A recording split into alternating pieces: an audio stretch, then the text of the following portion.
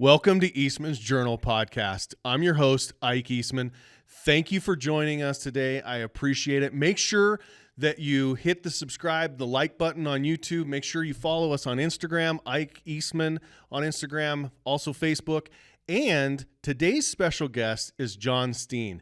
John is a woodworking professional craftsman. Now, he's known for that, but he's also known for some funny antics on Instagram. Check him out. Stene Woodworking on Instagram is his handle. He is hilarious. Today we get to talk about all kinds of stuff like we always do. I ask him the 3 questions, which you're going to have to find. It's not at the end of the podcast like we always do. It's more in the middle. But he has a crazy story. 2 days ago, he shot himself in the leg with a pistol on accident. So find that story. He also has an unbelievable answer to what he's going to be thinking on his deathbed, as well as what he would do his TED Talk on. Something that is inspirational for everybody and something that will make you think about your own life and your own community. Are you an outdoor enthusiast looking to support habitat conservation efforts in South Dakota? Look no further than the Hunt for Habitat raffle opportunity.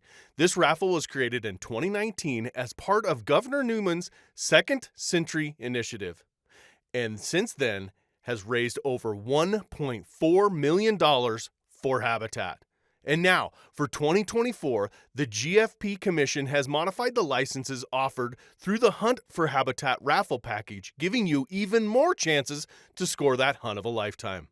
Licenses are available, including the Custer State Park Trophy Bison, Deer, and Elk package. The best part, residents and non-residents alike can purchase raffle chances online without restriction on the number that can be purchased. Tickets are only $10 for residents and $20 for non-residents, making it affordable to support conservation and potentially win big.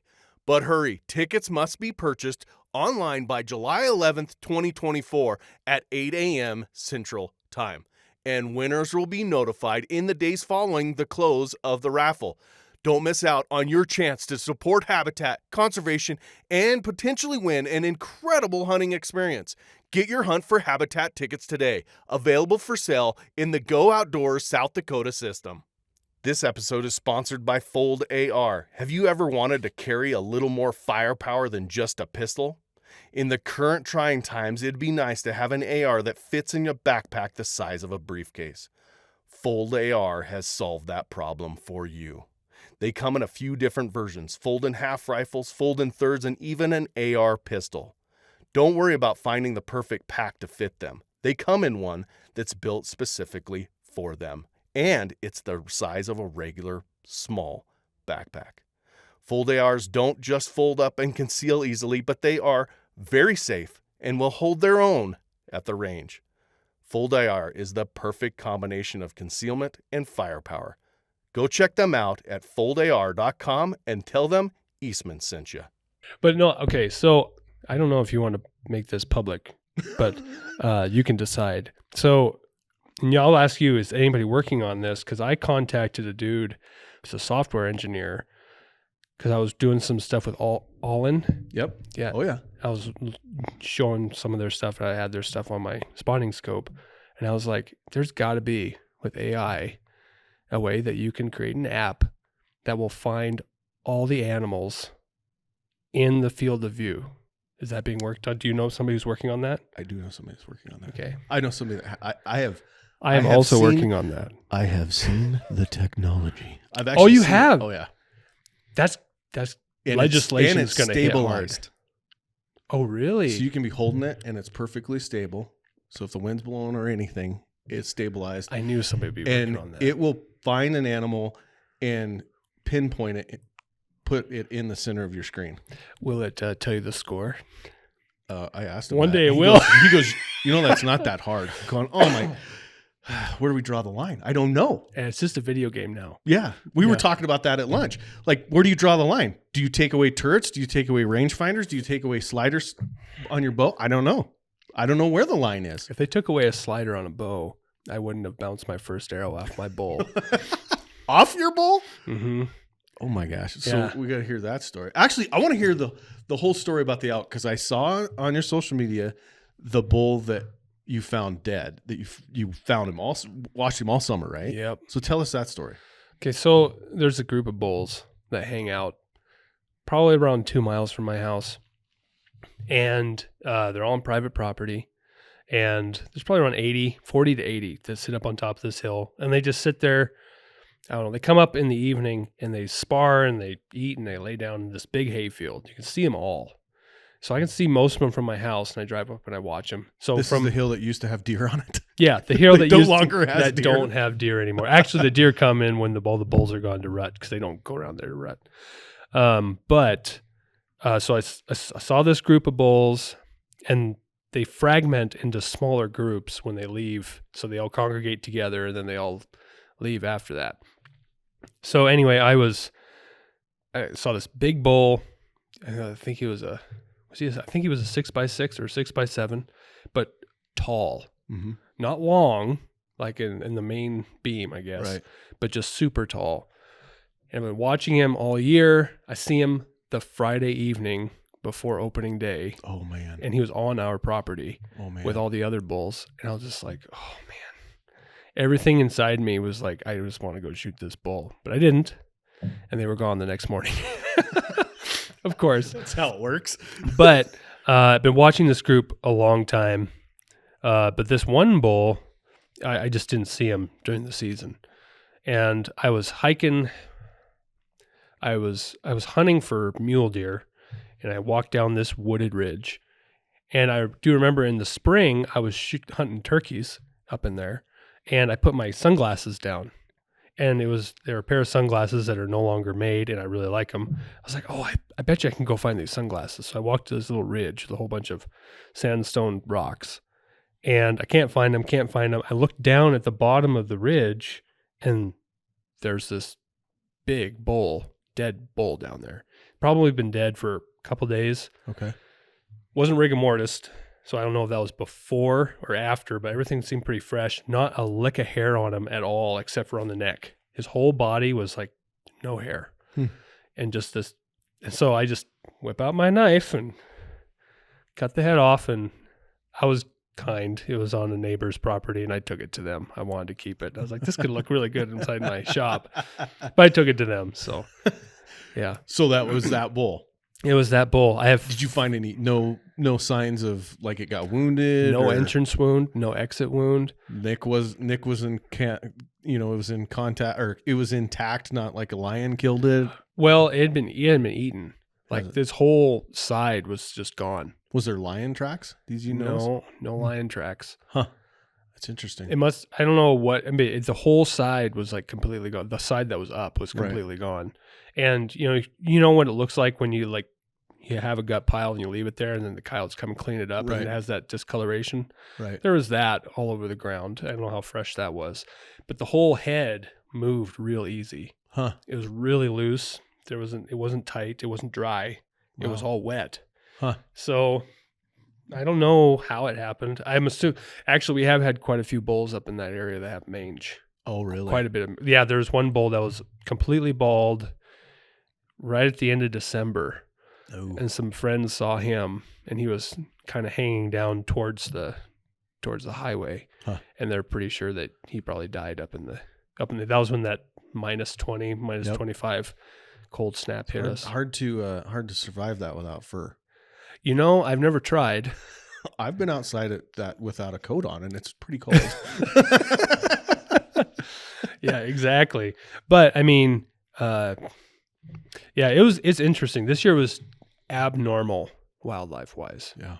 But my bull was one I hadn't initially seen in the group. It wasn't one that stood out. There was that big bull, that tall bull, and then there was one that was longer in the main beam, and then he was palmated. Oh, wow. So it came up, he had his 1, 2, and his 3, and then there's a long span, and there's that palm. And 4 points that came off of that. Wow. And he was cool. So it was, when I was looking at both of them, they're in the group together. So there's the tall guy, and then there was the palmated one. I was like, man, I really want to get at least one or the other. Mm-hmm. But yeah, but my bull, I went up. There's a guy that was helping me out. We up there. This is my first year bow hunting. Okay. So I got bought like an old Hoyt. I don't know how old it is, but I practiced with that thing like crazy. I shot that thing more than I've ever shot my hunting rifle, and it felt awesome. I was like, this is perfect. But I saw this bull. We came up on him like not even 40 minutes into walking into the trees, and this is all within just 2 miles of my house. Wow. So I've been sighting this ridge all preseason, probably spent easily 60 plus hours scoping everything, trying to figure out a pattern. Right. No pattern, And so you guys, because this is in Montana, so when does that season open? It was for open, archery? I think it was September 5th Okay.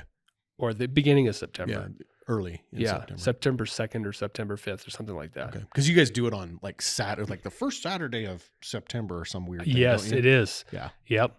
Because it was the Friday that I saw those bulls out there. Yeah. And I wanted to sneak out there and be illegal. Yeah. Which I wasn't. Disclaimer: we did not do that. No, exactly.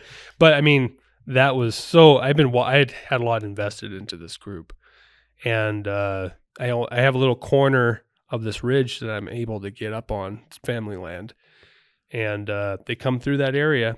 And this one day, just lucked out. They're walking through. Excuse me. So slider sight. Yeah. So we wait, and he's laying down with a big group. They're all laying down, and then they get up. It starts to rain. I think it was like 7 o'clock, almost just a half hour from closing light. He goes over this hill. We go down the coulee, up over, and there's a sagebrush ridge between him and me. And so I'm on the low side. He's on the low side on the other. Mm-hmm. And I range him at 40 yards, 45 yards. Set my sight. Then I go, ooh, I think I can get closer. I walk another 10 yards. Never change your sight. It didn't change the sight. Shoot. I thought I hit him because he kind of ducked. But what happened is my arrow hit the top of his back. Oh. Yeah. You grazed him. So it bounced off of his back and kept going. And he just stood there and then put his head back down and kept eating. Yeah. Oh my gosh, that never happens. That's what the guy that was with me says, like, this never happens. So I stand there. I'm like, I'm grabbing another arrow or something. I rearrange him. No, he was fine. He didn't hear it. He didn't do anything. Oh my gosh, what's the chances of that? I mean, apparently pretty low. Somebody was on your side that day. But it worked for me. So I redrew, and he was just standing because he couldn't see us with his head down. He could not see us, and so I pulled up. And he was the first bull that I saw because I hadn't shot a bull in that area yet. Right. And I had seen him for decades. And then pulled back, fired, went in. He was quartering away. And so I hit the back. I destroyed his spleen, nicked the back of his lungs, and he ran off. Yeah. I had video of that. That was really cool, of him running off. I bet. And that's cool. Yeah. Super cool. Yeah. So we let him lay. That night came the next morning, and he was there. Didn't run 70 yards. Really, really happy with an old bow. I was like, okay. Do you guys have to worry about, because I know you're in southern Montana, do you guys have to worry about grizzly bears or wolves there? You know, we saw wolves once. There was a group of 3 running across a colt pasture of our neighbors. But I haven't seen them, never hear them. Yeah. There was a grizzly in the area 2 years ago. We know some friends had a garbage can that was being tampered with, and they found him there. Okay. It was a sow with a couple of cubs. And there was a fire 2021 in Red Lodge. Do you remember that? Oh, yeah. Yep. Yeah. So there's a fire there, and so there's a whole bunch of habitat that I would assume would have pushed them down lower. Right. Maybe. And so I just they're probably around. I know there's a black bear around. Yeah. Or my neighbors down the road, they see black bears every once in a while. You actually have, I have a couple friends, of course, because we live within, I don't even think it's an hour. Is it? I have some friends that hunt black bear right there. They do it every year, and they're really successful. Right up on the face, right above you guys. So, really? Yeah. Well, I need to find out where that is. Yeah. He's from Laurel. Well, perfect. I need to find him. Yeah. But yeah, because this year I'm going to go for bear. I was going to head up to Stevensville. I have a friend up in Stevensville, and he says they're all over the place up that's there. pretty good. One of the guys here, Brandon, has recently had the bear bug, and he wants to shoot every bear he can find with his bow. He's like addicted to it. I was with him the first time he killed a bear, and he looks at me. He shot it out of a tree stand, and it turned around and, roar, and runs off. And he goes, "A deer's never done that. That is so freaking awesome." I can't imagine that feeling. Yeah, being that close to that animal. Yeah. I mean, I kind of close encounters in the mountains, but not a ton of them. Yeah. So you'll probably get addicted like the rest of them. I didn't get addicted, but there's a lot of guys in our office that absolutely love spring bear hunting. So can you bait them in Wyoming? Yep. You have to apply through the state, and you have to, you basically tell the state where your bait is for lots of different reasons. But yeah, you can bait them here, and you can have, I think it's a number of baits you can have in a certain area. And yeah, guys do it here locally. A lot of guys do it. Really? Yeah. It's a lot of fun. I mean, that's how you get a huge bear. Yeah. Because they're kind of nocturnal. And so spot and stock's not easy unless you do it the perfect time of year when they're just got out and they're, grazing on the green grass, trying to get the plug out and all that stuff. Yeah. It's fun. Yeah. Cause man, I don't even know how you go about it in Montana. You just walk around until you find a bear and then you shoot it. Yeah. You like I said, you find these big, huge green meadows, and they'll be in there, the first hour, last hour. And what they're doing is they're grazing on that green grass and that clover. And it gives them friggin' diarrhea, so they can get the plug out that they have from being in the den all winter. So you guys bait them with X-Lax here? Yeah, pretty much. Yeah, clover. That's interesting. So let's get to we've talked hunting, and I appreciate you taking the time and coming down here, John. You're a really unique guy. Of just looking at the stuff that you've been doing over the course of. I thought it was a lot longer, honestly, and you were telling me today that you and your wife moved back from Canada in 21, right? Yep. Is that right? Yep. So did you start this social media thing that, you have a pretty big social media following.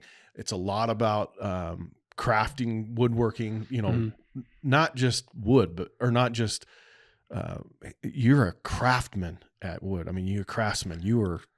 It is amazing. I've seen some of the stuff you build. I'm like, holy cow, that looks like it's a real piece of timber, and you've made it out of 4 planks. Yeah. Cool stuff. So did you start that in Canada, or is this something you started when you got back? Social media, as I started in Canada. Yeah. 2016. They let you have it up there? It's weird. They tried to take it away. I did have a few situations where I'm just a little too honest on social media. When you go on a commercial job site where there's a million things that you can pick apart. Oh, so you had their equivalent of the Department of whatever, just picking apart your social media and going, I'm going to find that guy. I'm going to find that guy. Well, what it was basically the general contractor being like, we don't want our customer to see that before we can address it. Oh. And I was just super naive to it. Yeah, really naive. I'm just posting about everything and talking about whatever the heck I want and being dumb in that way. So it's one of those things where, I had to learn how to be honest, but not stupid. Yeah. But that started in Canada. I've been cabinet making. My dad was a cabinet maker, so I grew up in the trade. Okay. Yeah. Okay. That's my dad. There was a stint between when my dad was an outfitter and when he got back into the hunting industry. There was a stint where he was a contractor in Jackson, and he built really high-end houses. He built all his own cabinets. Some of my best memories as a kid is standing in some random kitchen, with a table saw running, and him building cabinets, getting and after doing it. Formica, and building countertops, and that was some of my best memories as a kid. It's kind of fun. Yeah, it's interesting when you look back at those memories and you go, I'm not really sure what he was doing at the moment, but I know that I was like, my dad's pretty cool. Yeah. You're like, wow. You built that from that pile of lumber. That's really neat. Yeah, and you didn't cut your finger off. Yeah, he still has all 10 of them. Yeah. He's That 75 says years something. old. I was looking actually at lunch. I was like, you got any nicks? Nope. No, not on my fingers at least. It's from licking the blades. Now, what was that all about? Oh, I can't. Oh, that was I did a social media thing where I did choose your own adventure. So basically I I do a lot of stories. It's really casual type stuff. It's just whatever I think about whenever. So it's not like with some of those accounts that are like uber scheduled and we're going to post about this tomorrow. And I'm going to teach you how to do a miter joint at 2:30 tomorrow. Yeah, I probably would, but it wouldn't be because I planned it. But that was one of those things where I was like, I just posted, they came up with the poll option in the story. Okay. And I was just using it just for fun. And I would say, hey, should John lick the blade or should he, do Clean something it. else? Or clean it. Yeah. Should he clean it with his tongue or should he clean it with whatever? And then a whole bunch of people said clean with the tongue. And so I just started to stick my tongue out to pretend to lick it. Ugh, And I did. Just the thought of that. Yeah. It's called exfoliation station right there. Hopefully it just takes the bitter taste buds off of my tongue. That's It what I makes was going everything for. taste better. Yeah, really. Yeah, gets new. You just get new taste buds. I would just sell that as a new service, like kind of like plastic surgery. Kind of like exfoliating the face. You exfoliate your tongue. Yeah. You can now taste everything. 80 tooth saw blade. Yes, sir. It's like 120 grit sandpaper, kind of. Yeah. So I mean, yeah, it was all very. These things are addicting. I know they're pretty good, aren't they? Yeah. And the fact that Well done, Jocko. Well done. yeah, Jocko, go. You could edit that out. But Shameless plug. yeah, it is. Yeah, but no, it was really just off the cuff, and I think the reason that it kind of gained momentum is because it was just like another dude that you knew. It'd be like, because all my friends would watch it, which is frustrating because they know what I've done. And so when I go to talk with my friends, they're like, oh, we saw that. Oh, we know you did that.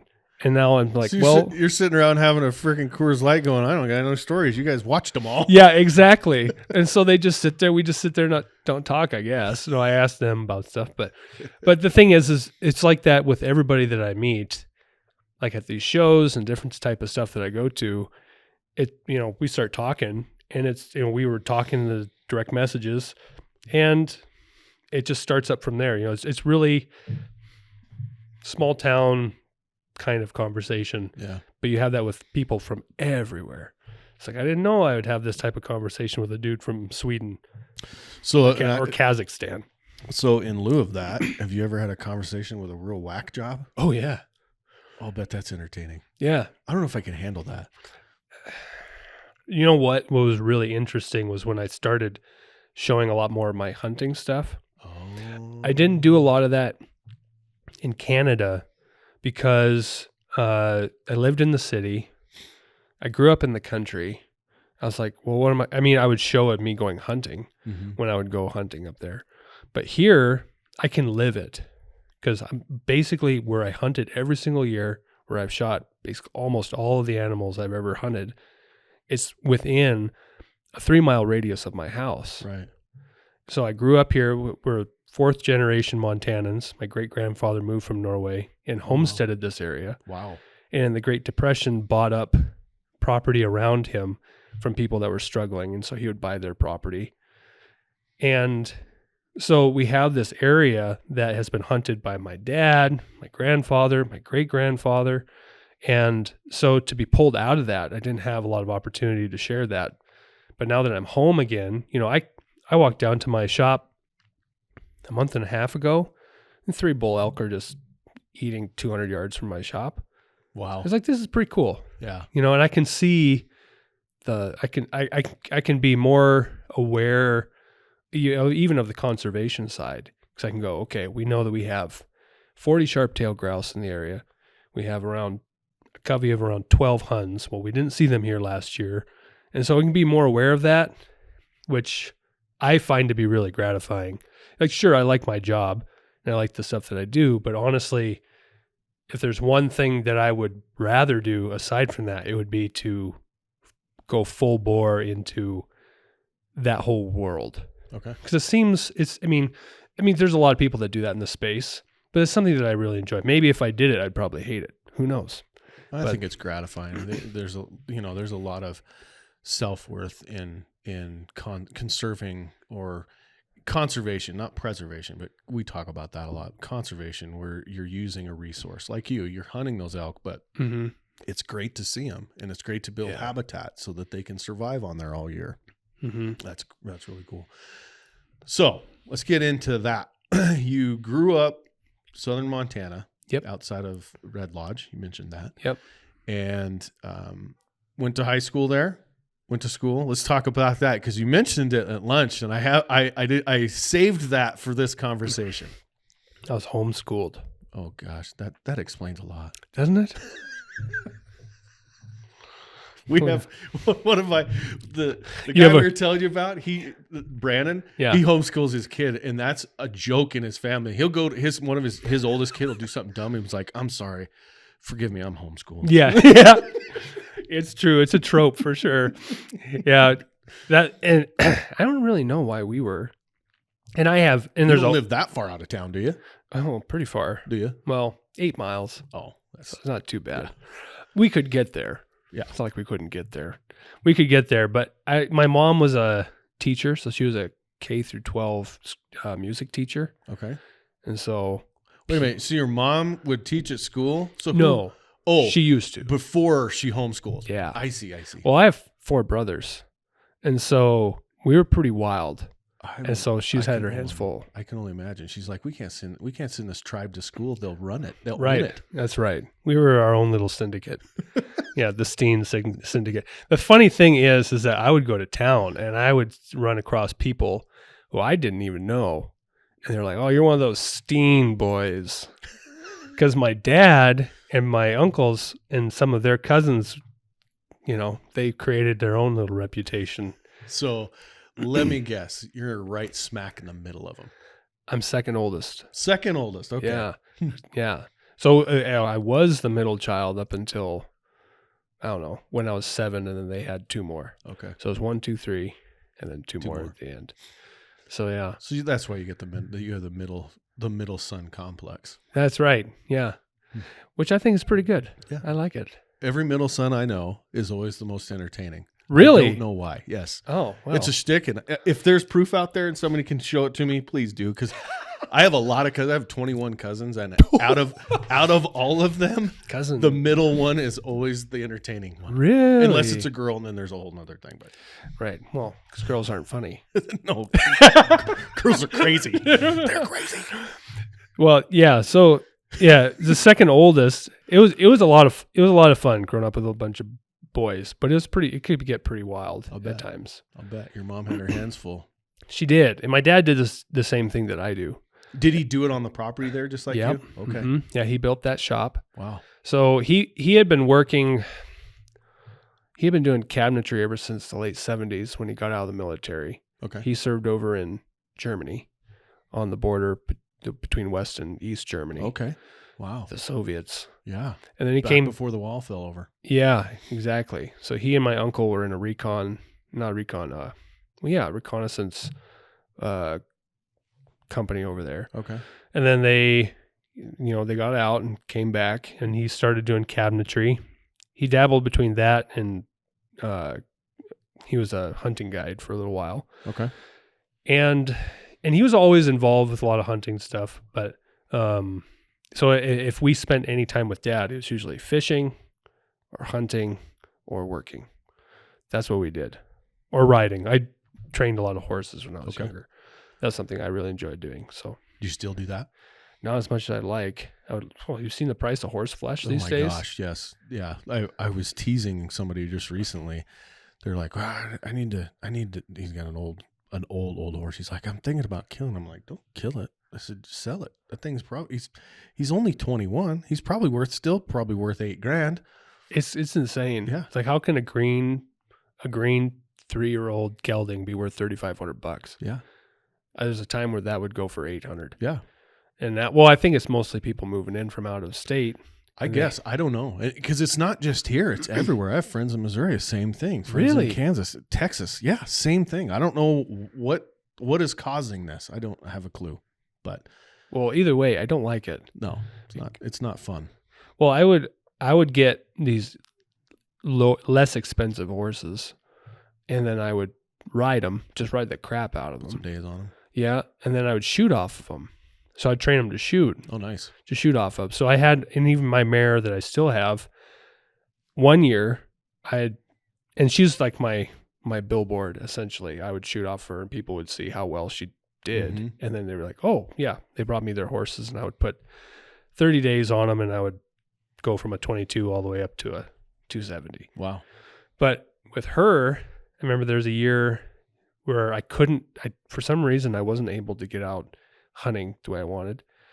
And so I didn't have the time to go out and do that. So what I did is I took my dad's 357 mag, his saddle gun that he carried in the Bob Marshall, and put that on the saddle. We rode out down that wooded ridge, came over a rise, whole bunch of deer there, pull the lever action out, shot the doe. I just wanted to fill my tag, throw the thing back in my scabbard, take the rope. I roped this You never doe, even got off your horse. didn't step out of the stirrup, and dragged it home.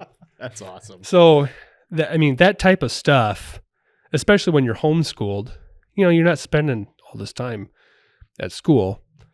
So you got to fill that time with something. I would just go out and ride. Yeah. So I would grab a horse, whatever one I was working on. I would throw the saddle on, whether it was super cold. I remember going out there super cold, have my chaps on and my slicker over top of my wool. And I would just ride up and around and all over the place. Actually, a lot of it was really dangerous. Looking back, I'd be like, there was going in places where that horse could have easily fallen, rolled on top of me, and I would have frozen to death. Yeah. But I didn't. So And we all survived. Yeah. I talk about this a lot with my friends. I have friends from when I was a child, and I'm like, how did we survive? Thank God there was no cell phones, number one. Yeah, no joke. We did dumb things. Number two, how did we not die? None of my friends died when we were kids, and there was plenty of opportunity, lots of close encounters of moose encounters and people drowning and all kinds of stuff. Nobody died. It's just crazy. Now these kids live in bubbles. Well, that's the one thing that I'm really happy with my kids, is trying to help them go through those kind of, I guess I probably hover over them more than my parents hovered over us. Because really, when you have 5 boys, if one goes and isn't bothering you, that's a good thing. You're like 1, 2, 3. Wait, are we missing a couple? Yeah, well, exactly. They're like, well, at least they're not here to make noise, so this is all good. Right. But it's good to get them out, to teach them stuff. I think I'm a little more engaged with my kids with teaching, and now especially, Montana has like this. I think it's called the apprentice program or something like that. Yep. At 9 you can. At 9. Yeah. I thought it was 10. I think it's 9. Maybe it's 9 in Wyoming and 10 in Montana. But I was thinking it's backward. But yeah, it's a really cool program. Yeah. Because as you know, once they hit that 12, well, when I was a kid, it was 14. Once a kid's 14, it's really hard to get them interested in anything that isn't at school. Right. It's hard. In 12 is a little better, but if you can get them at 9, 10 years old, you'll get them addicted to something in a couple seasons, 2, 3 seasons. Oh, they like you at that age. Exactly. You're still cool. Yeah. They're talking back and all that stuff. So yeah, that's awesome. You're going to do that. Well, I brought all my kids, all of them want to go with me hunting. They're like, you going hunting? Yeah. And this one time this year, I did bring my one son with me. I had one of those little mini 22s for kids. Little rascal or something. I think it was a rascal, yeah. And he got in his camo, and then he put his orange on, and we went walking up into the trees. And I tell you, there's some kids that just trudge through the grass and stuff. He was silent as a mouse. Wow. And I was so proud of him. But he thought, I must have not explained it well. He thought that he was going to be able to shoot a deer. He's like, oh, Dad, there are 2. This is perfect. You're like, uh-oh. Yeah, exactly. I may not have explained this fully. Yeah. But I mean, it was good because you got to see that sparkle in his eye. Mm-hmm. I got to help him to understand what it is like to do that. And all of them want to do it. How old is he? He's 7. Okay. No, he's 8 now. He Okay. was 7. Wow. That's So- so cool. Well, and to be able to get them into that earlier, because I mean, they'll come with me hunting one way or the other, Right. Especially since it's right around my house. It's basically like going and taking a walk. I just bring Yeah. a rifle with me. Yeah. A rifle and a knife. Yeah, exactly. So it's just like, we're just going to go do that. And they've been with me 1 year. It was the first year we were back, and we were about to go, we play on the music team at church. Okay. We were going to go off to go to practice. That was at 6:00. So not a Church of Christ guy. No. You got instruments in your church. Oh yeah, I play electric guitar. Oh, do you? Oh yeah. Gosh. Yeah, that's right. Drums That's and awesome. everything. Syncopated rhythms. One of the guys here is a Church of Christ guy. Yeah. I'm like, how do you do that without like instruments? I'd have to hear myself sing, and nobody wants that. Right. Well, so we were getting ready to go to this practice, and probably we're supposed to leave at like 5. And I see a nice 4-point walking through our field at 4:30. And I'm like, yeah, I think I can do it. So I run out. It's not very, so this is all super convenient. I mean, this year it wasn't. This year it was actually horrible. Didn't fill my tag. But that year I just grabbed my rifle, walked out, shot it, walked back. Kids, I shot a deer. You want to come with me? They all piled in the back of the truck. We drive through the field dress them. They're all standing there watching. Yeah. Like, this is where you do this and this. So it's that kind of live with dad, learn with dad sort of a thing.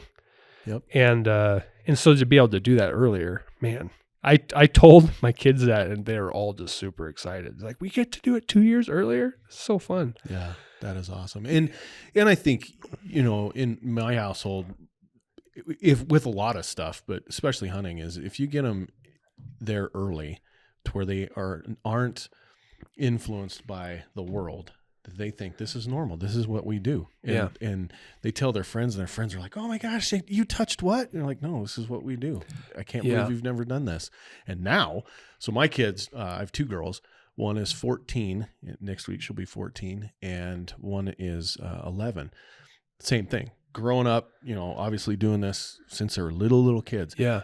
And now they have friends, and they're girls. They have friends that are like, do you think your dad would take me hunting next year? Oh, I'm wow. like, you pile them on. I'll take you all hunting. That's Every so one of you cool. little girls will hunt, so that, you can understand where it all comes from, which is fun.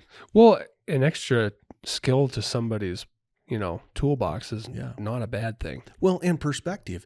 The thing that I found a lot about with my Yeah. kids is just perspective. You're not going to freeze to death. You're cold, but you're not that cold. Or you're hungry, but you're not that hungry. Or, Right. this is boring. Get out. You can't have your phone because there's no cell service. So look around. See what's going on. See what the squirrel's doing. Watch that bird do what that bird's going to do today. Just stuff like that. Well, the excitement of the potential for what could happen when you're out there, which drives you to go through, to be uncomfortable. Right. And you realize through that, oh, I have a much higher tolerance for being uncomfortable than I thought. Yeah. Which brings a realization to their own character going, I can get through this. Yeah.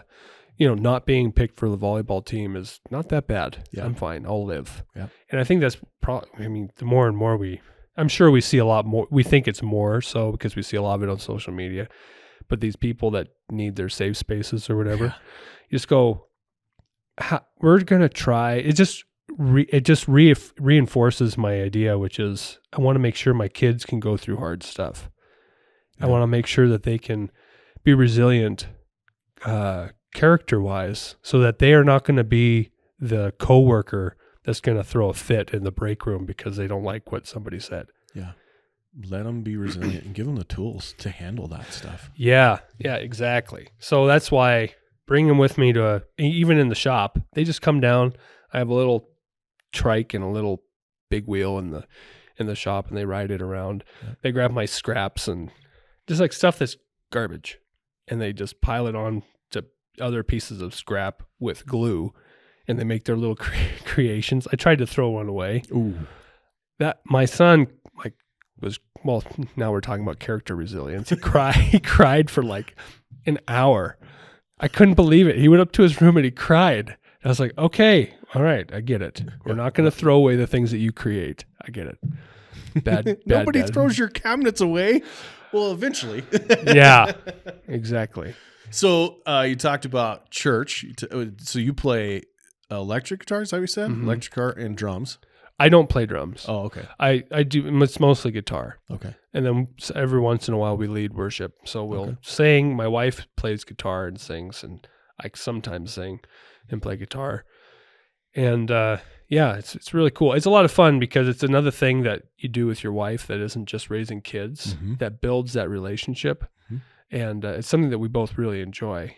And it's really cool. Did you grow up playing instruments? Oh, man. My mom, like I said, is She's a music teacher. That's why I asked. She forced us to play piano until we were 18. And so we started off being like, oh, this is fun. And then later we're like, oh, I don't want to practice this again. But I'm glad she did it because it taught me a lot. But then the reason I picked up guitar is because that was the one instrument she didn't teach. So I played trumpet and piano. And then I said, you know what, I'm going to play guitar. And that was just a lot of fun. I really enjoy that. So, a personal question, because my kids are at that age. They did the piano for a while and just absolutely dreaded it to the point where, to be perfectly candid and honest, my wife and I just gave up, and we probably shouldn't have, but we're like, it's not worth the fight. This is just, it's not fun. If you're not having fun, or in my opinion, you're not getting a ton out of it because you're not having fun, we're just going to do something else. Was guitar easy to pick up? Was it more fun than trudging through piano? Yes. Yeah, and I think, and that's the reason, like my kids all play piano and they really enjoy it. We have a piano in our house. It's in a central location in our home. Okay. So they all will just sometimes just sit down and plink on it. Music is a big part of our home. I enjoyed playing guitar, number one, because it was a way that I could play music where I didn't have my mom telling me I had to slow down or I had to play it like this or whatever. I could just play it. It could be my own. Okay. That was the main thing. And that's what we do with the kids too. I mean, we'll give them, we will teach them. It's like, okay, you need to, if you're frustrated because you can't play this song, you need to slow it down and whatever. But we encourage them to play that music. And we like playing music. So when we're playing, the kids are interested. It's like, I think it's the same thing as what we're talking about with hunting. Yeah. It's just when you're passionate about it, that's contagious. Honestly, I think that's a lot of what it's, even with social media, you see stuff out there, you're like, how is this person getting followers doing that? That doesn't make any sense. What's their passion for it? Right. And that's addictive because people like seeing other people enjoy themselves, unless they're sociopaths. And then, that's a whole different. And there's a lot of those. Yeah. Especially in social media. Yeah. But that's interesting. So social media started that. Were you doing it when you started it? You're like, you know what? I'm going to start an Instagram and I'm going to show people about me, woodworking. Or was it you just started doing social media and being yourself, and woodworking is a part of it, hunting was a part of it, family life is a part of it? Yeah. It was, I started it because I saw another friend of mine who was doing it and he was getting traction. And I was like, oh, that's cool. Oh, he's showing this type of stuff. Well, I know how to do that. Okay. And so I started to do it. I tried Twitter, and I remember I said something and I just got mauled on Twitter. I said something like, something that I would say on Instagram all the time, and it wouldn't be a big deal. But I said it on Twitter, and I had like a million blue hairs jumping down my throat. I was like, okay, I guess I can't do this because they think I'm serious. I'm just being sarcastic. There needs to be more social context around my statements. But yeah, I just started it. It was a lot of fun. I started with a lot of my friends watching because they didn't know what I did. And some of the stuff I was doing was pretty interesting. Mm-hmm. And it was cool. And a lot of times I would share how I was learning it, which would help other people learn it as well. And I think a lot of that is just being honest with the struggles that you are going through and then showing how you overcame them, which builds confidence in other people to go, oh, it's been done before. It can be done. Not saying that I'm perfect and not that I'm the best craftsman out there, But I think I think the reason that a lot of people would follow is because they're not getting a load of BS. Yeah. They know that if I'm frustrated with something, I'm actually frustrated. If I think something is good, it's because I actually think it's good. Yeah. And truth, I think, is the reason why, and being genuine is the reason why a lot of people care about anybody. Like you hear all these people talk about different political folks, and they're like, well, at least they're genuine. It's like, yeah, but those are the most ridiculous things that he wants to do. It's like, well, he's been genuine for 40 years. It's like, yeah, but genuinely terrible. Yeah. Just because he's genuine doesn't mean it's right. But that by itself, the crazy thing is just being genuine can persuade somebody to support that. So I think that by itself, that being real is what a lot of people appreciate. Right. I mean, I don't want fake friends. Do you want fake friends? No. And we live in a fake world. Yeah. I mean, there is so much fakeness, everything from buildings to personas to TV shows that reality TV that's not reality to body parts to you name it. It's a fake world. Yeah, I noticed that nose job of yours. It was horribly executed. I always tell people, you want to see what the real world is, the perception of it. Go to Vegas. Everything's fake in Vegas. Everything. No joke. And you come out of that going, oh my gosh, my life is pretty simple. Well, you go there and you're just like, this is all really flashy, but it is all fake and it's empty. Fake. Yeah, 100% empty. Oh. So, went to Bible college. Yeah.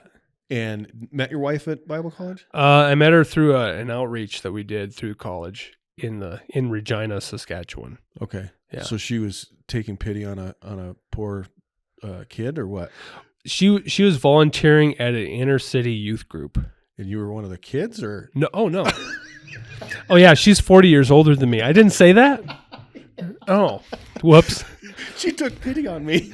Yeah, she saw me and was like, well, I better give this guy some food and my email address. No, so you guys must have been on an outreach together. No, she was actually from the city. Okay. And then we came from the college as a weekend thing. Basically, it's to try to give structure and an understanding of how inner city ministry took place. Okay. And there was a lot of Native American folks that were down there. It was crazy. The first time this small town Montana kid ever saw a drug deal, prostitutes walking on the street, all that type of stuff. And I was like, holy cow. But we helped with the youth group on a Friday night, and my wife was there helping. She was a volunteer. And I met her there, and then I met her on Sunday again, and we exchanged email addresses, and it was just downhill from there. Or I guess uphill. No, it got better. This episode of the podcast is brought to you by Eberly Stock. Eberly Stock is one of my favorite backpacks. Now, I've been wearing their backpack for almost 20 years. They have lightweight backpacks. They have modular backpacks, everything from their main frame, which is just a frame pack that you can put bags on. They have these cool outside called bat wings that you can use. So check them out at eberlystock.com and make sure you tell them Ike sent you. It was as easy as falling downhill. Yeah. It just got easier. Yeah. It was simple. And she's great. We're both really hard workers. Does she work outside the home? No. I mean, you got three young kids, so 4. Four. I didn't know you had 4. I thought you had 3. Okay. Yeah, well, the 4th one we could take her leave, I guess. So you just never know. Yeah. Well, no, he's fine. She homeschools our kids. She's a teacher. She is a teacher. But the crazy thing is, teachers get paid nothing in Montana. Yeah, they do. My wife was a teacher in Canada. Of course, it's Canadian dollars, but she started at $54,000 a year. Wow. Here, you're 20, lucky to get 24. Yeah. It is horrible. Yeah, one of my college roommate, his wife's a teacher in Montana. Yeah. In Gardner, and it's bad. Yeah. It's like, holy buckets. Well, our janitorial staff makes that much money working part-time. Yeah, which is kind of scary. It is. But so she's like, well, I would make enough to pay for childcare. And we didn't have children so that they could be babysat by somebody that we pay. Mm-hmm. We had them so that we could raise them. Yeah. So she stays home with the kids. We, to get her immigration, we started the immigration process in 2018. That's when my mom said she was willing to sell the home place, because my dad passed away in 2015. 2018 rolled around. She had moved to Billings. She had remarried, was interested in selling the home place. I was like, well, this is the perfect storm. Right. My wife was like, okay, let's give it a try. I said, we only have to be there for a year just to give it a shot. If after a year you're still like, I hate this, I don't want to be here, then we can move back. And I was pretty convinced that she would want to stay, but That's a heck of a gamble. well, I'm a risk taker. I could tell. Yeah. But so we had to start the immigration process, which was first you had to be approved to apply. So that took 9 months. You didn't just walk across the border? Why don't you guys just go to Mexico on a vacation and come home? I was thinking about that. But I wasn't, we at that time we didn't have the person in place that allowed people. We weren't going to get all the benefits. Right, you're right. You were 3 years early. Exactly. So we had to wait. So you had to first be approved. You can't talk to anybody. You can't call anybody. It's all emails. The emails usually take like 2 weeks to get an answer for. Oh, I see. In the federal government. For the federal government, okay, yeah. And COVID in the middle of that. Yes. So we first applied. She was approved to apply. So she got that. And then she had to go through all this paperwork. Went to the immigration office. Really difficult because you're like, how am I supposed to fill out this form?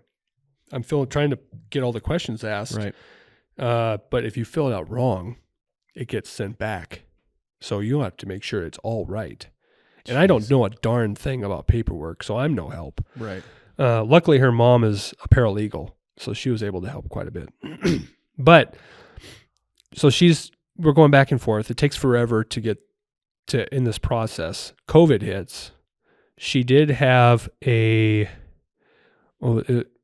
have to be interviewed. You get an interview appointment. The only place you can do that is in Montreal, which is all the way across the country. So you guys were living in Canada when this happened. You weren't living down here. No, we were in Canada. That was a different ball game, man. Oh, I'll bet. I mean, it wasn't much different for me because I was what was considered a essential worker. Okay. We were building. I was in commercial millwork, and so we were building commercial buildings and spaces all over. It's actually kind of nice because there wasn't as much traffic in the morning. I was like, oh, this is kind of cool, But my wife, I get back and my wife's like, I haven't seen anybody in like 2 weeks and I'm so stir crazy. She's getting cabin fever. Yeah. And up there, it was a different. You open the door and she's talking baby talk to you? Yeah. She's just like, just like liver eating Johnson up there. But it was different too because the people thought differently. So I would talk to friends and family here in Montana, or not here, I guess. It was probably similar. Close. We're only 30 miles from Montana. Yeah. So, but down here, and they were just like, yeah, everybody kind of goes about their business as usual. But up there, people were scared. It was weird. And people that you had known for like a decade were acting weird because the way that it was portrayed was totally different. And here's the other thing too. It was different here because the beds, the amount of ICU beds, Montana has like 315 or 350 or something like that. Mm-hmm. All of Saskatchewan, which is a similar population, had only like 110. So the problem wasn't that people were dying of COVID. The problem is that they were just taking up ICU beds. And so if you get in a car accident, you're in trouble. You're in real trouble. So that was the main difference. A lot of people are saying, well, it's super dangerous. Like, no, the problem is that the health, and we can talk about the medical side up there, to return blue. But the thing is that it wasn't set up for anything like that. Right. So that was completely different. We had to go to Montreal. We had to go there for a doctor's appointment. There's only like 2 doctors in the country that can do this exam, which is basically just you sitting on a bed and saying, yes, no, yes, no, yes, no. And then they let you go. She had to get an exam in order to be a citizen. Well, in order to immigrate. Yeah. Wow. Yeah. So she had to go. And this doctor was booked up. So this is the thing. You had to have that exam and the medical record before you went to your interview in Montreal. So we flew there. We made the doctor's appointment 9 days before the interview date. We fly to Montreal and we get an Airbnb and we sit there for 9 days until the interview. Yeah. And the whole time Montreal was under a curfew. You couldn't go out of the house after 8 p.m. or else you'd get picked up by the cops. So if we went outside walking after 8 p.m., we get in trouble. But there's nobody, no restaurants were open, no businesses were open. Everything was closed. There's grocery stores which were open, but aside from that, it was like nothing. So we were walking around there, and we both realized, okay, we don't do well without things to do. Mm-hmm. We are workers. We like to work. She's a hard worker. I'm a hard worker. We like to make sure we have something to do. But 9 days of rolling around the mud, not a lot of fun. No, like Dante's hell. It was, yeah. We're like, well, we're just gonna sit in this Airbnb, I guess, and then when we get tired of that, we'll go walk. It was cool to walk down through the old port there in Montreal. That was neat. But we had to go do that, and then we came back, and then we had to go to Calgary to get my kids to get their U.S. birth certificate, or they call it a certificate of birth abroad. So basically, it's a U.S. birth certificate that confirms they were born somewhere else, but they're still an American citizen. So they were always American citizens. Yep. Do they have dual citizenship? Okay. Yeah, we all have dual except for my wife. She still has on a green card. Oh, really? Yeah. So after a certain amount of time, she can apply. This whole time, I thought this was to get her citizenship in the U.S. No, this is just to migrate here. Yeah. Yeah. Oh, so she's still Canadian resident. No, she's a U.S. resident, but Canadian citizen. Okay. Yeah. Okay. Yeah. So she has her green card, so she can work and do whatever. She can't vote yet, but that's how long it took. Oh, and and I'm an American citizen. She's my wife. We've been married for over a decade at that point. So Hollywood's full of it. You don't just get married to an American citizen and become a citizen. No, that's not how it works. No. Well, if she was in the United States and we got married, then I've heard it's simpler. Huh. But since we were in Canada, that was more difficult. Oh, and because I wasn't in the United States and her coming back to me in the United States, because we could have done something where I was in the States working for a year, but then she could only stay for 6 months. And so you'd have to be away from each other for 6 months. We're like, that's not happening. Yeah. So anyway, it was a whole bunch of rigmarole trying to get it all figured out. But we got back, and it was awesome. It was coming back, brushing the dust off of the shop, working to make sure everything is, running the way it's supposed to, working on the property, cleaning it up, getting everything ready. It's been a lot of fun, a lot of work, and we both have found a lot more about ourselves with all of that. We understand how we interact with each other and how to communicate better, and it's been a really great experience. And the kids too, to be out of the city. Oh man, forget about it. Bet. So she adjusted to country life, not city life yet? That was hard. I'll bet. Yeah, because she always grew up in the city, and now she's 40 minutes from Billings. Yeah, everything at her fingertips. You got a plan. Yeah, exactly. You just can't just run to Billings whenever you want. Right. Yeah. So yeah, it's been really good. It's cool to see her through all that too, because the things that I'm used to, I'm like, I actually like being away from town. Mm-hmm. And now she is starting to see that as well. I haven't got her hunting yet. Soon. Well, that'll happen. Yeah. Probably watching her. So my wife grew up hunting and then didn't hunt when we got together, which is just absolutely weird. I call it the largest trap ever in the world. She trapped me thinking she was a hunter. She'd killed a moose and all this stuff. And then we get together, she hadn't hunted since. It's not true. She hunted an antelope when she was pregnant with my oldest. That's not really hunting though. No. It's pretty easy. But she's now that my kids are hunting, she wants to go along. So you may find that she wants to go along and share that experience with you and your kids. Maybe never pull the trigger, but share that experience. Yeah. So, and honestly, she doesn't have the killer instinct, and she never really did. Come to find out, her dad finally admitted this recently. But She actually just went hunting so she could spend time with her dad. Oh, that's awesome. Yeah, but the experience with her kids has been really fun to watch. Yeah. Watch them grow and all that stuff. So there's still hope. I think she probably would, mostly because she'd be afraid that I wouldn't take as good of care of them. She's like, well, I got to keep these kids safe from their dad. Is there enough snacks? Yeah. Well, she went hunting with me a couple times, and because even when I was in college, I would still come back home and I'd hunt because they had a November break, right, which is right in the middle of hunting season. Right. So I would come back and I would, fill my tag because I was still technically a Montana resident at that time. Right. So I could still do that. So she would come with me and do that, and she enjoyed it. So but I think she's just, it's finding. I feel like there's a hill for a lot of people, and they feel like they have to climb over that. And as soon as they're over top of it, and they actually go hunting, and they have a place where they can reasonably simply go hunting. Yeah. Because even when I was up in Canada, I didn't go hunting as much as I would want because I'm in the city. Right. I don't know anybody around. And a lot of the people from the city, because in Canada at the time, in Saskatchewan, if a property was not posted, no hunting, you could hunt there. Hunt it, yeah, in Saskatchewan. So you'd have a whole bunch of goofballs running around in people's fields, driving their trucks through fields. And I remember the first time I did that, I was hunting with a dude. And I was under the assumption that he had permission to hunt on all these places. And we cross a fence. We're upland hunting.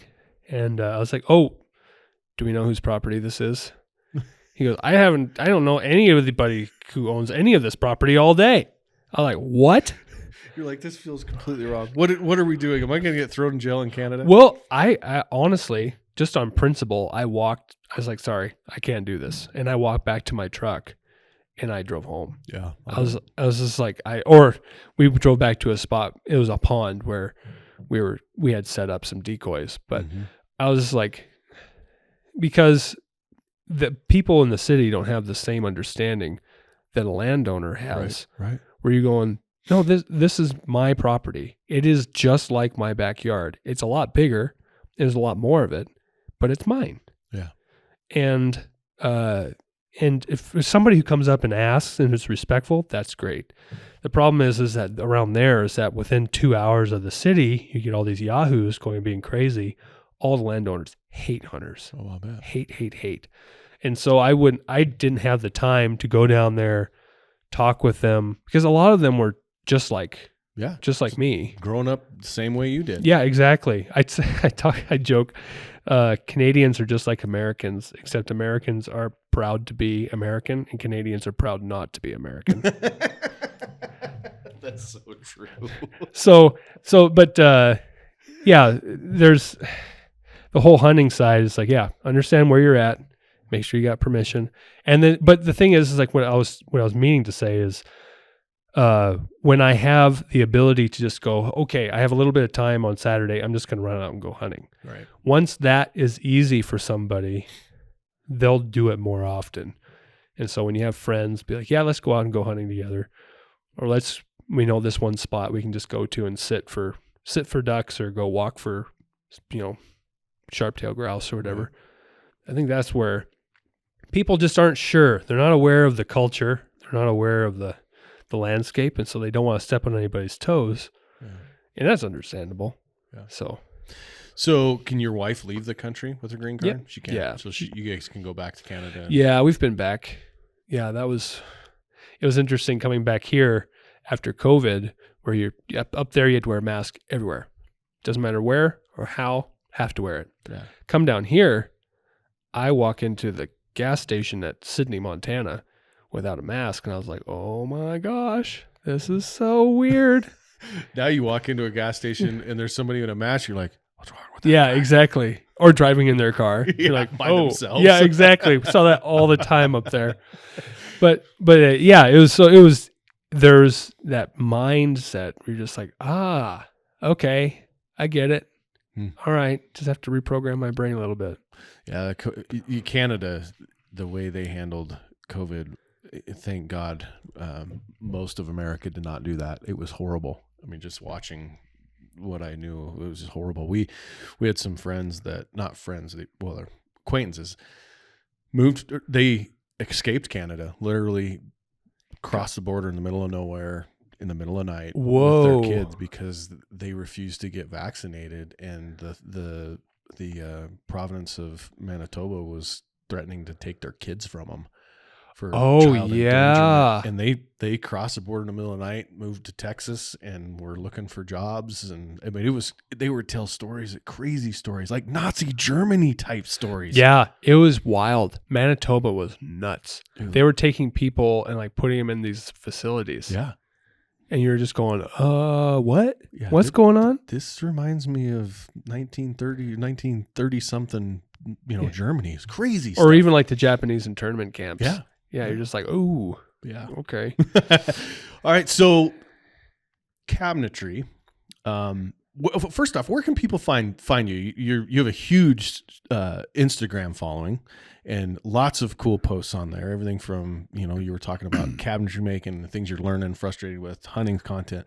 What is your handle on Instagram? It's Stene, Stene, Woodwork. Woodwork. Yeah, and SteneWoodwork.com.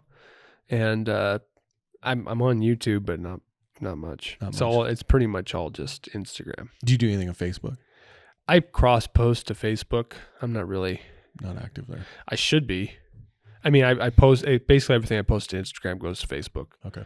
I just don't know it very well. Gotcha. So, but yeah, mostly on Instagram, most active there. Share everything on there. Okay. Well, not everything, but close to everything. So what's in the works? What's coming down the pipe that an audience should be paying attention? What do you got anything fun coming up? Anything that's going to be any huge projects? I have just normal kitchens and that type of stuff. Nothing crazy yet. We're going to do a couple collaborations with some companies with some educational stuff with spray finishing, that type of stuff. Going to be heading to IWF, which International Woodworkers Fair in Atlanta. When's that? August sometime. Beginning of August, I think. Atlanta in August. That'll be fun. Yeah. Montana kid melting to death in Atlanta. And I'm already a sweater. So this is going to be great. I'm just going to wear black the entire time. Perfect. That's like somebody asked, we have a Wingman brand. Somebody's like, are you guys going to, I don't know, some wing shooting thing in New Orleans in July? I'm like, no, I don't plan on doing that. Oh my gosh. I can't imagine. No, thank you. I'll take 30 below every day versus 100 degrees with 100% humidity. Oh, no joke. You. Yeah, I worked in with a buddy from New Jersey for a week, and that was in April, and it was warm and it was humid, and I was like, how can you stand this humidity? And they're like, you haven't seen nothing yet. They're like, there's humidity? Exactly. Yeah, but there's that going on. I put in for a lot of tags this year. Good. I don't think I'll get drawn from any of them, but mostly Montana, or are you doing other states now? Well, only Montana. Okay. My wife would kill me if I started spending money on other states. It has to be fairly close to home first. But I put in for sheep in the breaks. Nice. I put in for bison near Gardner. Yep. We'll see if that. I mean, basically, it's like I just want to build points. Right. I don't think I'm going to get. If I get drawn this year, I'll be woefully unprepared. Like, I will not be prepared at all. I'll be like, well, I guess I'm going to go up to Malta. And we're going to figure this out. Right. Yeah. Well, I was like, well, I just got to find somebody who knows what they're doing. And well, if you draw either one of those, you let us know. Because I have a guy that hunts sheep in the breaks and is really good at it. I have a friend, my college roommate, lives in Gardner and has friends that do the bison thing. So if you draw them, let us know. Good. We'll help you out. Perfect. We might ask to film it, but we'll help you out. Oh man, bring as many cameras as you want. I don't care. So I kind of warned you a little bit when we were at lunch talking about I asked the 3 questions to all my guests, and they're pretty deep. I mean, and it's done on purpose. I like to have the audience get different perspectives on stuff, learn something from you, because everybody can teach somebody something, right? Mm-hmm. Everybody's an expert at something. And I always like to get the audience to think about their own life and, what is important to them. So first question is, why do you hunt? I hunt because I really enjoy being outside with a purpose. I enjoy being outside. I'm not one of those guys that just walks just for fun. But if I've got a purpose, then I really enjoy that. I did it with my dad. He was a hunter safety instructor for 30 years. And so that was something he did a lot, and he did that with his dad. And so that's a big part of it. But I really enjoy it. I enjoy the challenge. I enjoy being outside, like I said, with a purpose. There's just and I enjoy being able to test myself in that way. There's not something uber romantic about it. It's just like, it's something that's enjoyable to do. It's something that is in my heritage, I guess. And it's something that I think is rewarding. Going out, working hard, being aware of what's going on around you, and using your skill to find an animal that is going to be up to your standards and to take it home. That's cool. So I have to ask this question. Your dad was a hunter safety instructor, and you recently had a bout with a pistol. I did. Can you tell us that story? I can. It was just, and what we can learn from it. Yeah. Most importantly, because I did not think about this till you told the story. Okay. So what happened, I was on a men's retreat just this last weekend. So Friday, Saturday, Sunday. And on the men's retreat, on the afternoon, they have about 3 hours, which is free time. You shoot skeet, shoot our bows, shoot pistols. And there's a guy there who's a competitive shooter, and he runs the pistol range. And so I was there. Every year I go there. He helps me with tips and tricks on being quicker, being more accurate, that type of stuff. And I really enjoy that. I have a couple targets just outside my shop, and whenever I just need to take a moment, I go out and shoot. Well, I'm there, and I'm shooting, and I'm drawing a couple shots with the shot timer, reholstering, checking my time, looking at my splits. And I'm wearing a long sleeve shirt that's untucked, and I have a Kydex holster that fits pretty close to my body, and a SIG 365 XL. I love that thing. And I'm drawing, I'm shooting, reholstering, checking my time. What I'm not doing is making sure that my shirt is out of the way. So what happened is that my shirt was hanging over the holster, and because of the way the holster is designed, it you put your pistol in, it grabs around the trigger guard, and it positively clicks into place with friction. And that's how it keeps safe. Yeah, with one down the pipe. Yeah. So as soon as I would say the barrel is in the holster, there's really no way to fully engage your pistol in there with your finger on the trigger. My finger always goes along the slide. Every time I shoot, finger goes down the slide, boom, into the holster. So what happened is that my shirt was overhanging the holster. There's a perfect little ramp up that basically guided my shirt into the trigger guard and puts pressure against the trigger. And as soon as it went fully engaged, bang. So you were holstering it when it went off. You weren't pulling it. No, I was not. My finger's always off the trigger when I'm pulling until I'm up. Because I come up here, grab both hands, extend, forward, shoot. Yeah. My finger's always off the trigger, and especially when I'm holstering. So what happened is I holster it. Thank goodness I wasn't appendix carrying. Yeah, no kidding. Yeah. And so when I holster, I was actually wearing these pants. Same pants? Yeah. It still has the powder burn. Those playing in the home game, there is a hole on the side of his pants. Yeah. Right about where you'd hold your pocket knife. Oh my God. So I was wearing my Leatherman, and what happened, and now that I had to refigure all this, right. I put it in, it fired. Part of the bullet hit my Leatherman, fragmented part of the jacket, peeled a part of the bullet.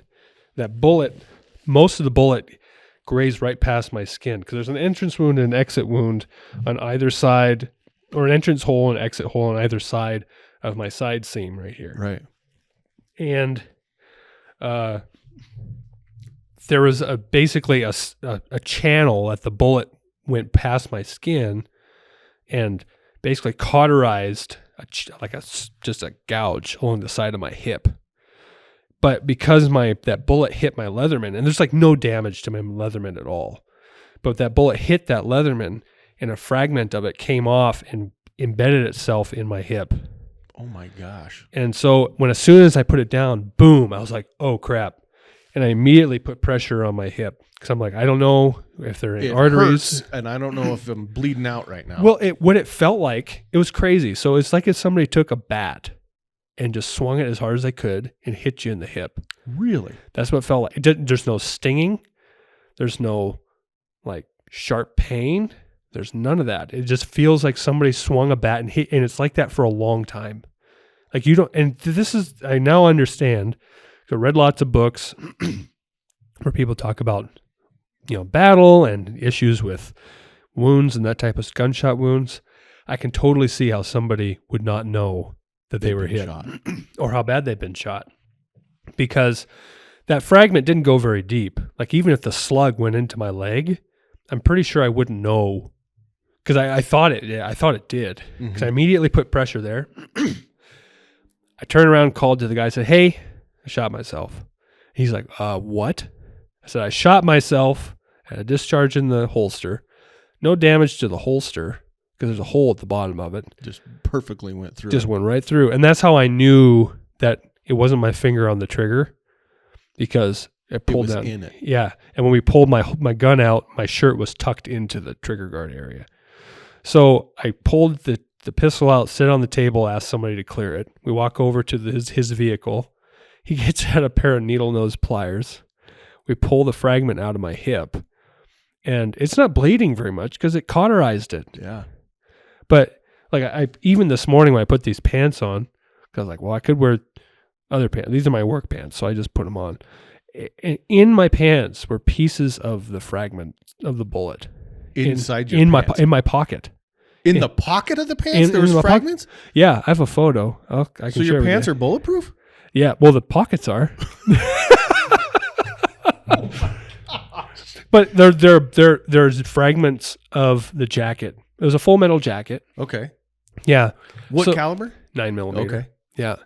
And and just a little bit went into my hip. Luckily, at the retreat, there's a guy there who's a PA, physician's assistant. And he was like, what are you going to do? It's like, well, I'm going to clean it out. And then I was just going to put a bandage on it. It's like, well, we can stitch it. And he did. He put 6 stitches in there. But jeez. Yeah, but there's still denim in my wound because we couldn't scrape it out. It was like seared onto my skin. Really? And he had to scrape the wound. Oh gosh, that's because it had to bleed so that it would heal. But he took his thing and he scraped it to make sure it would bleed, and then he sewed it up, and the whole time it wasn't that big a deal. It wasn't like, oh crap, I've been shot, I'm going into shock. The whole time it was like, well, I guess I know what it feels like to get shot.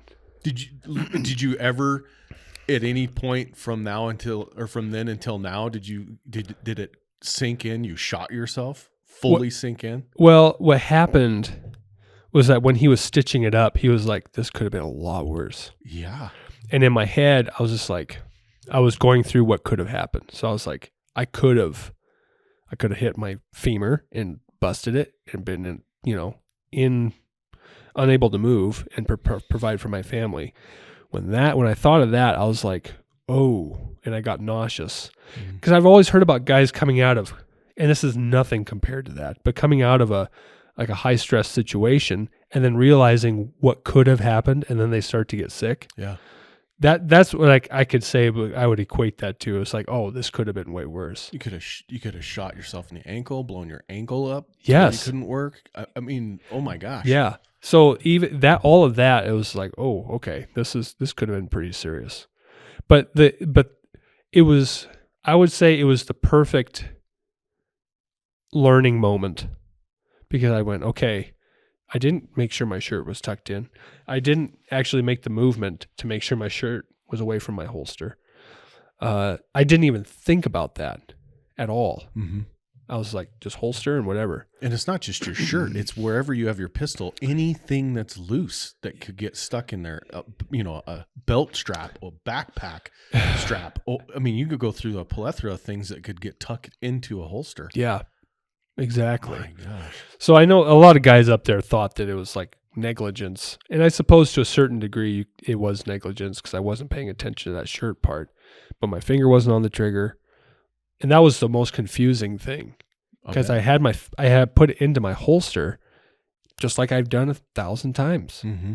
And then it just goes off and you're just like, that didn't just happen. Did that just happen? What just happened? Yeah. So I knew that's why I immediately put pressure on there because I was like, you know what? If something really bad did happen, I probably wouldn't understand right off the top. Right. So, right. Wow. Yeah, it was a good learning experience. How long ago was this? 2 days. Oh, you're kidding me. Saturday. So you still have the bandage and stitches? Yeah, stitches right here, yeah. I thought you just wore these pants for kicks. These are the pants you had on 2 days ago. Yeah. I haven't washed them yet. Well, they're my work pants. You might find more bullet fragments. Embedded. Yeah. Oh my gosh. So now I have denim in the wound. I can see the blue mm-hmm. on the wound. I'm like, oh, okay. Well, I guess that's there. Okay, so now that I know this is really, really fresh. Yeah. You learn that you make sure loose fabric or loose clothing, tuck it in, put it inside the belt. Make sure that your holster is clear for anything that's pushing in. Oh my gosh. Well, there's a dude who somebody who follows me sent my video because I explained all this on my page. Mm-hmm. There's a lot of people that are saying I probably shouldn't have shared it, but I've got enough response from people saying I never thought about that. I'm going to watch out for that now. That I feel that it was right. 100%. But there's a guy who sent it to a firearms instructor on social, and he's a fairly well-known dude, I guess. I've never seen him before, but he was talking about, he immediately reached out and he was talking to me. He's like, yeah, what we train is immediately when you're about to holster, finger off the trigger, you say it vocally, and you physically look at your holster and you guarantee it's clear, and then you holster and you vocalize each of these moments: finger off trigger, holster clear, then you holster it. And that's just a step that I'm going to have to add because I already have my draw sequence already figured out. I have my initial shot sequence, and it all happens really fast. But the holster sequence is just something I never thought about. It's funny because I've taken a couple pistol courses, from really well known Mike Glovers of the world. Uh-huh. Went to an academy at a Vortex pistol course. Never have I heard anybody do that with a pistol I've heard the finger off the trigger vocalized, but I've never heard somebody clear the holster. Really? No.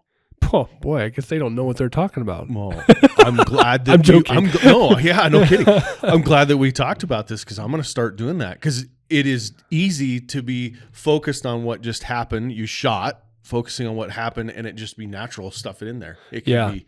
I just did that, and my vest would have been inside my holster, just the tail of my vest. Yeah. Oh my gosh. Well, and that was the thing is like teachable moment. Well, even before that, I had my jacket on. I took my jacket off when I was doing that because it was making me slower, and I want fast times. Yeah. But yeah, the holstering side, especially because this holster, it was close to my body, so it was in the prime location, and. But I mean, that's another sequence I'm going to add to my drawn holster. Because I mean, really, if you think about it, if you're putting your gun away, it's not like you're having to keep your eyes open. No, for anything. The threat is gone. Right. So you should have time to be able to say holster clear. Yeah. So because in the heat of something could have fell in that holster. Some clothing you didn't know was loose could have done it. I mean, there's a plethora of things that could have happened in the middle of shooting. Well, even if I would suppose that if you're in the middle of a situation where there might be an active shooter and you have to reholster, you could have got hit. Yeah. You could have had something could have hit your holster or whatever. And that would suck. You get hit in the hip and then shoot yourself in the hip. Yeah, no kidding. At the same time. Luckily, like I said, luckily it's not an appendix carry. I'm sure a lot of people do that. That's great. But there's just something about that pointing in that area I just want nothing to do with. Yeah, I hear you. So, but this one, it literally just went right past. So it went in one side of my pants, went underneath the side seam, and went out the other side. Wow. So it was a real blessing that nothing crazy happened. No kidding.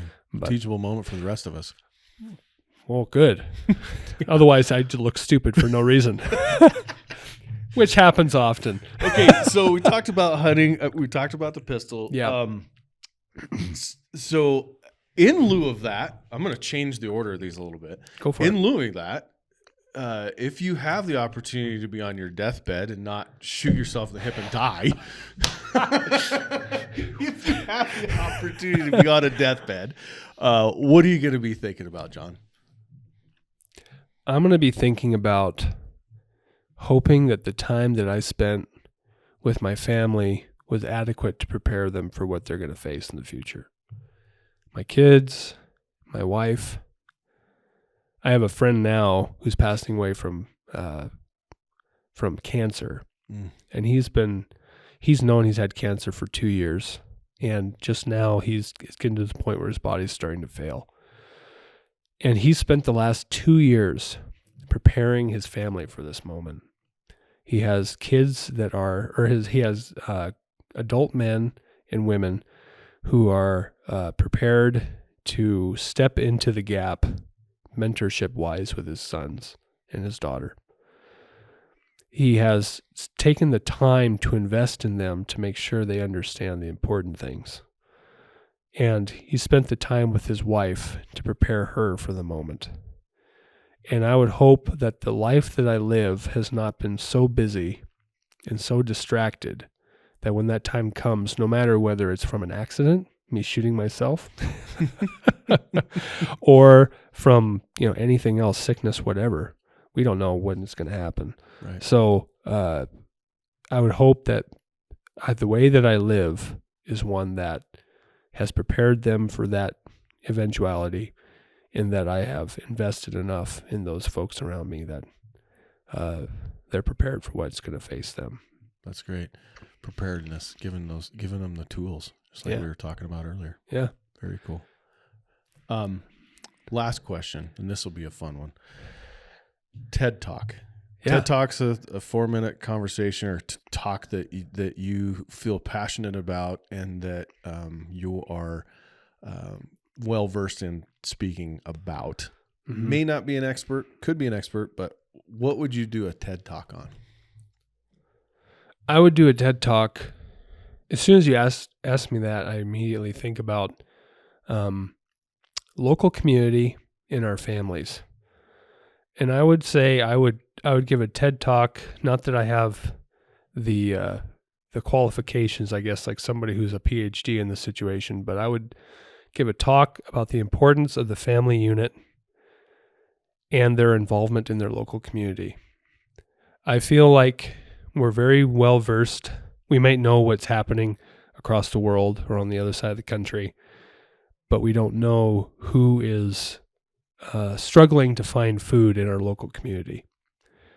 And I would say that it would be better if people were more involved in caring in their communities than being aware of what's happening across the country, across the world. Because I feel like our communities project into the world culture. And if we can make sure that the people in our community are taken care of, and we do that by first taking care of our own families, that will have a long game effect on our world in general. That's really interesting. It's a lot of drops in a bucket, of the bucket being a world, that if the drops are all taking care of themselves, it fills the bucket. Well, I think, we look at a lot of national issues, and a lot of them stem back to local communities. It's just something big happening in somebody's community. And if we can't do anything, I can't do anything about what's happening in Washington or on the border, but I can do something about anybody, the veteran who is dealing with PTSD and is struggling with drugs on the street, or a grandmother whose family is far away and her roof is leaking and she doesn't have the money to pay for it, or doesn't have the money to pay for food, or the kids that are being abused. And all of that has, I mean, all of our communities are just a few actions away from a national incident. That if we can take care of, and then not only our immediate family where we have the most influence, that pours over into the community. We all know there are families in our communities that, not saying that I aspire to this, but are looked up to and are seen as people who care. I think if we were to say, think of somebody you care about, or somebody that cares about you, that you admire, I bet you they're not people that are on the other side of the world. No. There's somebody close to you. That's right. And I think that if I had just 4 minutes to talk about that, I would work really hard to be as succinct and focused as possible to share the importance of that and awesome. Our ability to do that. I wholeheartedly agree with that. 100%. The little drops in the bucket, the little drops being your community, can project to the world. And if you watch out for the people around you, they'll watch out for you, and life becomes easier. And I'll tell you, the largest example of that is what happened during COVID. 100%. Yeah. I mean, you were in Canada, but down here, especially in Wyoming, our communities took care of ourselves, and we're the ones that decided, this community specifically said, no, we are not doing that. We're not closing churches. We are not closing, kids are going to go back to school. We're not doing mass mandates. And this is our community, and we've decided that if it's going to take us out, it's going to take us out. And I think we're in for more of that, and we need to really be paying attention to our communities in the near future, because it's only going to get worse. I don't care really what happens I shouldn't say that, but I shouldn't put as much time into what's happening outside the world as I do inside my community. Yeah, well, I have no way of affecting it. Yeah. Some people might, but I don't. But I know for sure that the hour in the evening that I spend sometimes scrolling on my phone has massive effect on my relationship with my kids. And your wife. And my wife. Yeah. And that's going to affect the world more. Yeah. I don't know how many times we've heard people who are really famous. I was just listening to a podcast on the way down about a guy who was abused as a kid, whose dad was dealing with PTSD from Vietnam, and that drove him to do, to start the Thousand Oaks Foundation. Okay. I forget his name, Robichaud or something like that.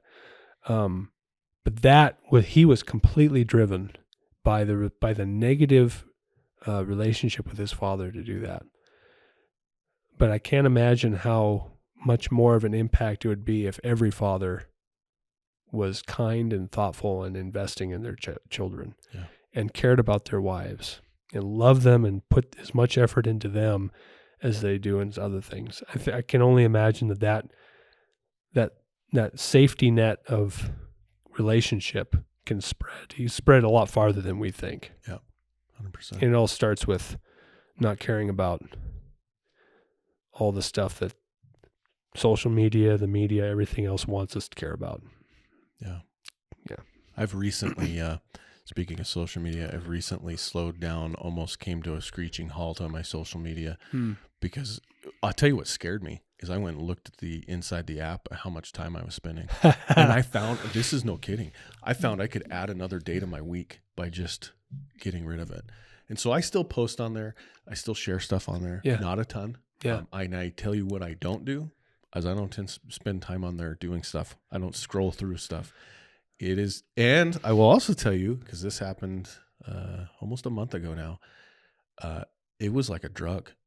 I found myself every time I'd open my phone, instantly scroll over to where my social media apps used to be. Yes. They're not there anymore. And I'd like, oh yeah, that's right. I'm not doing that. I should find something else to do with my time. I started reading a book. I started reading, local news and stuff, just doing things that better myself versus finding out what my old college roommates' sister's doing on a Saturday. And I don't care. I really don't care. Really? Apparently I did, but I don't now. So it's interesting. That's really cool. And especially when you're on social media a lot and you see a lot of benefit come from that, which if you have a larger following, that does come. Yeah. That's even more difficult because you're like, well, I can justify this. But with the one thing that I've done is I've been able to, I talked to my wife and I had her set a screen time, timeout. It's a screen time limit. So on all of my social stuff from YouTube, Facebook, Instagram, whatever, I have like a 2-hour limit, and it's crazy how often I come up to that limit. Really? Yeah. Well, yeah, because is it in the app that you do that? No, it's on the phone itself, and she has the code. I don't have the code. She has the code, and it's extraordinarily helpful. And the other thing too is that I don't want to go up to my wife and say, "Hey, I've wasted 2 hours of my day. Can you give me a couple more minutes so I can reply to this dude?" Mm-hmm. So what's happened is I've have enough time where I can edit my videos on a different app on my phone. I can write my caption in the notes on my phone. I take that and I copy and paste it to Instagram. So I'm posting is faster. And prioritizing your time. Yes. And I'm because I have a lot of people to reply to during the day. They send messages, and a lot of the times there's clarifications on stuff that I share. How high was the blade set at? What type of blade did you use? What about, whatever it is. And so I use that more strategically now than I did before. And it's helped me spend less time on that, which helped me to keep my mind clearer. Mm-hmm. It also means that when I'm at home with my kids, I'm doing more with them. And it also leaves a lot more time for me to do things I enjoy, like shoot my bow, glass around, the property there, or even work on my house, which, trust me, the cobbler's kids don't have shoes. 100%. I was just going to say the mechanic's wife's car is always broke. Yeah, it's true. So that type of stuff just means that feeling, the investment in the family, and the investment in the community all starts with having less of an investment in stuff that doesn't matter. Yeah. So, well, I appreciate everything you do. I think it's awesome. We ragged on social media, but I will tell you this: the cool thing about the world that we live in today is that there's guys like you that I can go, hey, I wonder how to glue two boards together and make something. Yeah. And I can get on social media or I can get on YouTube, and in 15 minutes I can be an expert at it because I'm learning from people like you. So I appreciate you sharing that information and that knowledge. That means a lot. So. Oh, well, great. Yeah, it's good. My brother says this all the time. He says, I'm pretty sure you could learn how to build a rocket if you just watch enough YouTube. Oh, for sure. Like, that's scary. Is that what Elon Musk did? I don't know. Either way, it's pretty incredible. It's a powerful tool both ways when it's used correctly. Yeah, like sword everything. Cuts both ways. Yeah, that's right. Well, I appreciate John. I appreciate you coming on. And coming down, sitting down with us, and hopefully we get to sit and do this more when we're remodeling, and I hopefully we get you involved in that. That'll be really cool. Oh man, anytime. Thank you very much, Ike. Yeah. Thank your family for giving us you this afternoon. Oh, wow. Okay, I'll do that. Thanks. All right.